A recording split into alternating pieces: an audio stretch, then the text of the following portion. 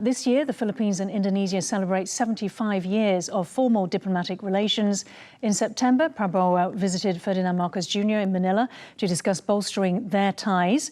Then President-elect Prabowo said Indonesia considers the Philippines a strategic partner, particularly in the defense sector. He told Marcos, "I'm very impressed by your leadership. Your strategic insights have significantly advanced the Philippines' position on the global stage while showing real progress in politics, economy and military." Earlier in June, their navies held a joint patrol in the waters of Sulawesi and Mindanao to enhance interoperability between their forces.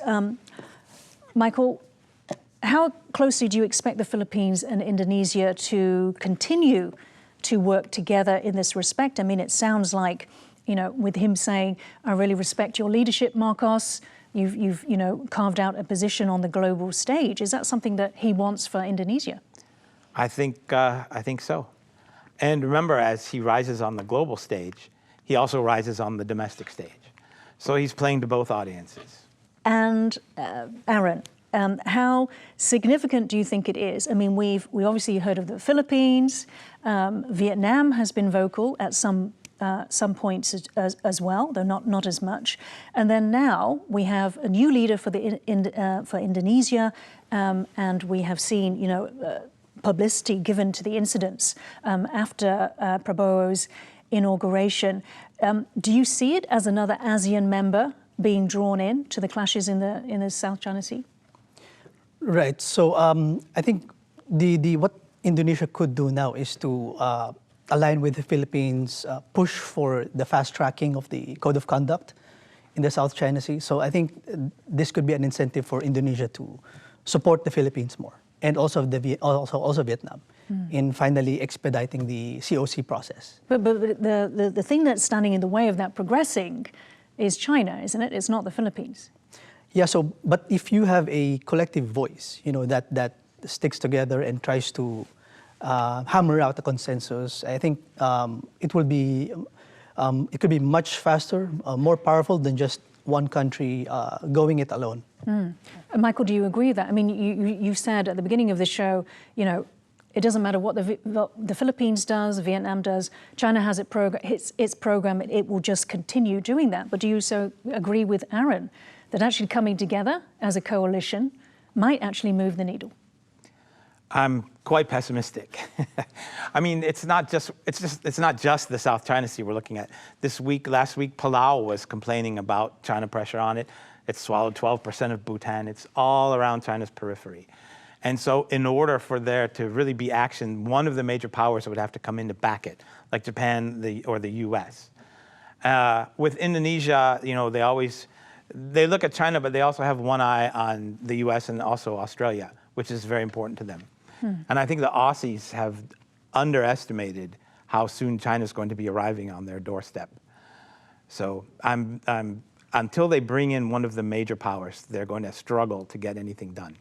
Let me ask you then about the cooperation between the Philippines and Vietnam. They have signed security, Coast Guard agreements, and in August this year they held the first Coast Guard drills. Do you think that sort of activity could make any difference? I think it's wonderful that this is happening. But as long as they have overlapping and sometimes conflicting territorial claims, China will always have a lever that it can use to keep these coalitions from becoming very close.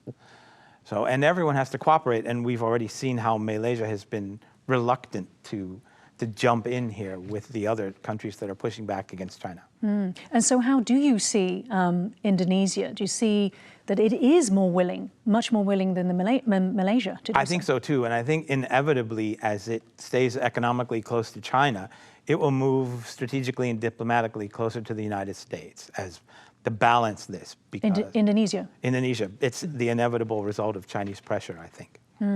Aaron, one final one on this one. Just going back to the ASEAN issue, is China what some analysts call depleting its regional strategic capital? I mean, all of this sort of assertiveness, if we can call it that, in terms of its territorial claims, all of the exposure by the Philippines, Vietnam, Japan, Taiwan, Indonesia, is there a cost on China for doing that? I think so. That is, I think, one dimension of looking at it. Because why is China doing this, right? All at the same time with Vietnam, the Philippines, Indonesia, or Taiwan. And at the same time, I think it would also be. Well, we know why it's doing it, because it believes that these countries rely on China for their economy. Right. So, okay. Exactly. So that's another dimension that's worth looking into, if whether or not it is indeed really costing China. If in the economic indicators show that they still are trading, for example, they're still having engagements or other opportunities with China, then perhaps that means they're mixed signals. Okay, so China is both seen as an opportunity and a threat, a challenge that ASEAN countries and ASEAN member states are trying to strike a balance with. Yeah, so it's a delicate balancing act for each ASEAN member state. So for the Philippines, for example, there is more articulation or voicing of opposition or displeasure with China's claims. But that isn't necessarily the case in the case of Malaysia.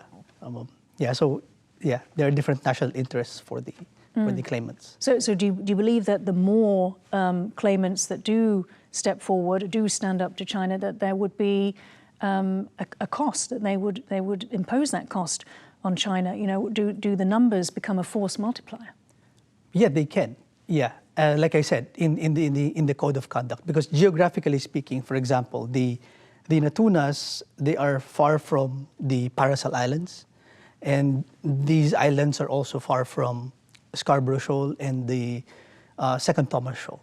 So it is quite, in terms of joint patrols, for example, where should one conduct the joint patrols? But in terms of information sharing, like I said, the lobbying of the code of conduct, these are areas where all these ASEAN claimant states or relevant countries can come together and converge. Okay, Michael, in a recent International Institute for Strategic Studies article, one regional security analyst said that Manila was responsible for a diplomatic decoupling from China and even from fellow ASEAN states. You know, in your opinion, is there evidence that Manila has been, you know, attempting to decouple diplomatically from China? I haven't seen any, and when you think about how much the huge role that China plays in the Philippines economy, for example, the State Grid Corporation of China owns 40% of the Philippines grid, right? The Visayas connector, which is an electric cable that runs between the islands and the Philippines, was put in by Chinese companies. And everywhere you go, all throughout Philippines, the local shops, they're full of Chinese goods, right? Some of them are owned by Chinese. You visit the shop. I've spoken Chinese with shop owners sitting in front of their shops. So you see that on one hand, there's this level of diplomatic level where everyone is concerned about Chinese expansion in the South China Sea. But it doesn't seem to come home to China in any other way, as Dr. Rabena was saying a few minutes ago. So I don't see evidence that Manila is decoupled from China, and certainly not from any of the countries around it. Aaron, can you shed any light on this analyst's article? I mean, is he perhaps coming to that conclusion simply because the Philippines does have the assertive transparency strategy, which seems to be more confrontational?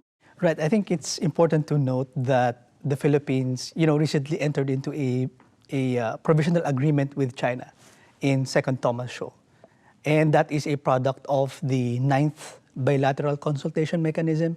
So under President Marcos, we've already held 3, the 7th, 8th, and 9th BCM.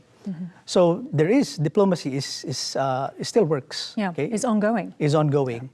And last year, President Marcos met with President Xi on the sidelines of the APEC meeting, APEC summit.